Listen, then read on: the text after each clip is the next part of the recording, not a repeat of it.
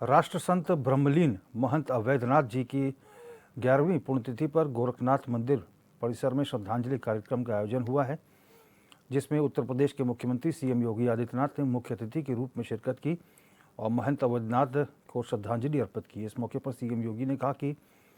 प्रदेशवासियों को महंत अवैधनाथ का मार्गदर्शन मिला है। उन्होंने राम जन्मभूमि के लिए संघर्ष किया, समाज तोड़ने वाली ताकतों का विरोध किया और उनका जीवन देश धर्म के प्रति समर्पित रहा है।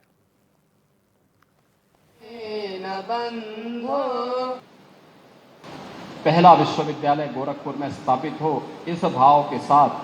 तत्कालीन जब सरकार ने कहा कि वे पैसा है नहीं, अभी अभी देश आजाद हुआ है, जिस क्षेत्र के लोग उस समय की अनुसार उतनी प्रॉपर्टी उपलब्ध करवाएंगे, उस क्षेत्र में हम लोग विश्वविद्यालय बनाएंगे।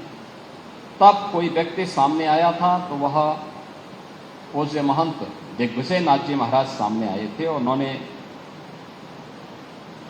मंदिर से जुड़ी हुई दो संस्थाएं, महाराणा प्रताप महाविद्यालय और महाराणा प्रताप महिला महाविद्यालय,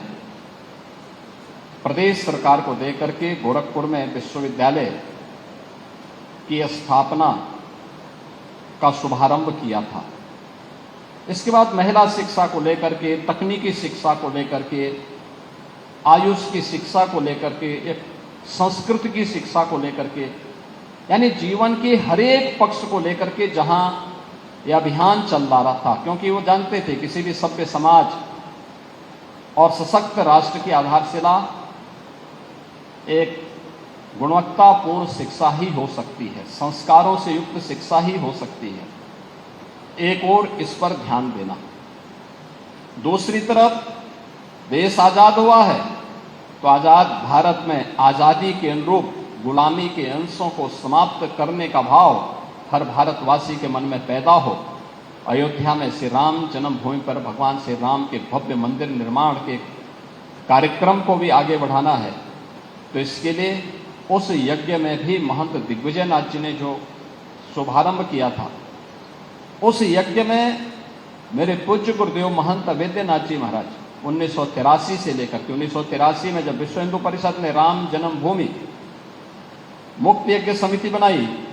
तो 1983 से लेकर के जीवन पर्यंत यानी 2014 में जब तक उन्होंने उनका भौतिक शरीर था, राम जन्मभूमि मुक्त यज्ञ समिति के अध्यक्ष के रूप में उस अभियान को भी उन्होंने अपने जीवन का एक मंत्र बनाया था।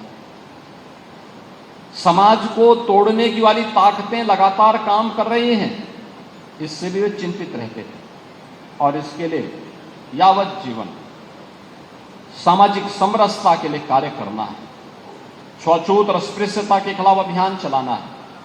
लगातार इन सभी के लिए कार्य करते रहे। जीवन का कोई ऐसा पक्ष नहीं था जो भारत के हित में हो, सनातन धर्म के हित में हो। और आचार्य द्वय महंत दिग्विजय नाथ जी महाराज और महंत अवैधनाथ जी महाराज का उसमें सक्रिय सहभागिता उस कार्यक्रम में न रही हो, ऐसा पक्ष देख पाना बहुत कठिन था। और उन स्थितियों में जब इस साप्ताहिक कार्यक्रम की श्रृंखला को आगे बढ़ाने की बात आती है, तो गोरक्षपीठ प्रतिवर्ष अपने इन पूज्य संतों के प्रति कृतज्ञता ज्ञापित करते हुए यहां पर साप्ताहिक कार्यक्रम आयोजित करती है। क्योंकि अगर हम सनातन धर्मावलंबी हैं, तो रामायण में सनातन की जो परिभाषा कही गई है, वह जब हनुमान जी लंका में जाते हैं और मैनाक पर्वत उन्हें विश्राम करने के लिए अपने को समुद्र से ऊपर उठा करके खड़ा होता है कि आप इतनी लंबी छलांग लगा रहे हैं, एक अच्छे कार्य के लिए जा रहे हैं, कुछ देर विश्राम करिए। तो उस समय जो संवाद होता है, तब सनातन धर्म की जो परिभाषा सामने आती है, तो एक ही बात कहते हैं कि कृते च प्रति कर्तव्यम एष धर्म सनातन। यानी अगर किसी ने हमारे प्रति कुछ किया है, किसी ने हमारे प्रति कुछ किया है, उसके प्रति किए जाने वाले किसी भी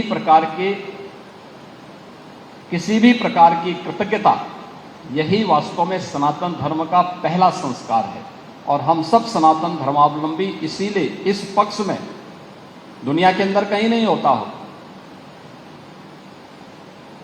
इस आश्विन मास की कृष्ण पक्ष की प्रथम ये 15 तिथियां, ये कृष्ण पक्ष ही अपने पूर्वजों के प्रति श्रद्धा भाव के साथ हम उन्हें श्राद्ध तर्पण का कार्यक्रम करते हैं। एक तरफ पूर्वजों के प्रति कृतज्ञता ज्ञापित करने का कार्य और यही कार्य हर सनातन धर्मावलंबी करता है। गोरक्षपीठ की परंपरा में इन दोनों पूज्य संतों ने, पूज्य महंत दिग्विजयनाथ जी महाराज ने आश्विन कृष्ण तृतीया को अपनी भौतिक देह को,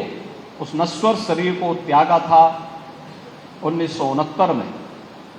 और पूज्य महंत वैद्यनाथ जी महाराज ने अपने नश्वर काया को आश्विन कृष्ण चतुर्थी को 2014 में अपनी भौतिक काया से मुक्त होकर के वे परम धाम की ओर प्रस्थान किए थे। और ये संजोग से वही पितृपक्ष का अवसर होता है जब पूर्वजों के प्रति कृतज्ञता ज्ञापित करने के साथ ही हम अपने इन दोनों पूज्य संतों के प्रति उनके द्वारा जो मार्ग हमें दिखाया गया है, जीवन के उन सभी पक्षों को समेट करके संगोष्ठी और कथा ज्ञान यज्ञ के माध्यम से इस श्रद्धांजलि कार्यक्रम को आगे बढ़ाते हैं।